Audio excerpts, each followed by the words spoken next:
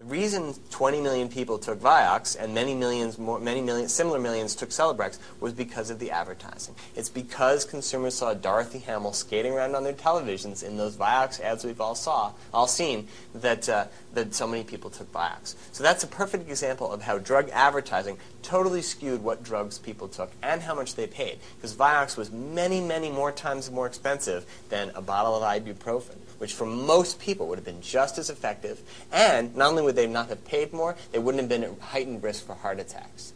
If there's anything in American or Western society that sort of dominates our cultural life, it's advertising. Advertising costs millions of dollars for the Super Bowl, for a minute. And the reason it does is because it works. Because by spending a few $1 million on advertising, you make billions of dollars. And the drug industry is very good at advertising. The ads are so beautifully designed to create an emotional connection and a sense of needing these drugs that they really capture a lot of people's interest. God, you can name all these drugs nowadays. You would never, 10 years ago, you couldn't name, unless you were prescribed that prescription, you could not name a drug. And now you could name 10 off the top of your head. Isn't that crazy? There is evidence that the best advertised drugs to consumers are the best sellers. No surprise. So drug advertising is really skewing the market and how much we pay. It's not going to go away. I think that's very unlikely, but it needs to be much more strictly regulated.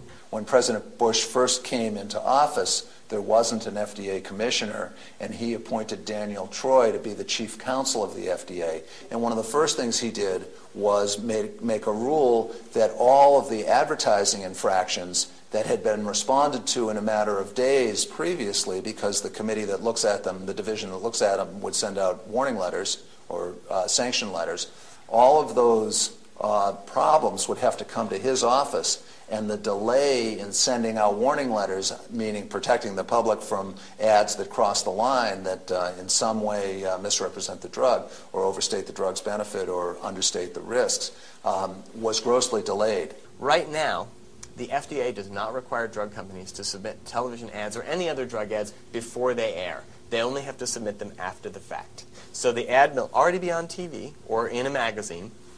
And the FDA, if it eventually gets around to doing something about an ad it considers deceptive, may be too late. Representative Henry Waxman has done studies about how long it takes the FDA to act on deceptive advertising, and there are very lengthy delays. Usually 4 to 6 months, I think, is the average. By 4 to 6 months, many of these ads have stopped running. The damage is done. The expression is closing the barn door after the horse is gone. Well, the FDA is, at best, shutting the barn door halfway after the horse is long gone. So we need better enforcement by the FDA of direct-to-consumer advertising, and we also need more disclosure within drug ads of exactly what the drug is for, what its risks are, who it should be used by, and basically fuller information so that people can make an intelligent choice. Right now, drug ads are basically a shameless promotion with a little bit of risk information at the end that frequently people don't understand, or that's obscured by graphics, sounds, things going on in the commercial that make it hard for people to take in that drug information. I think it's really short-sighted to think that this is a matter of bad drug companies or bad people pulling things over on us. They're doing what they're supposed to do. If we want it to be different, we have to insist on it. And the ways in which we insist on it is multi-pronged, but it includes our government. Of course it does. Right now, our government is not terribly interested in making any reforms that would be useful because they're very beholden to the drug companies. If we want to change that, we have to make them beholden to us.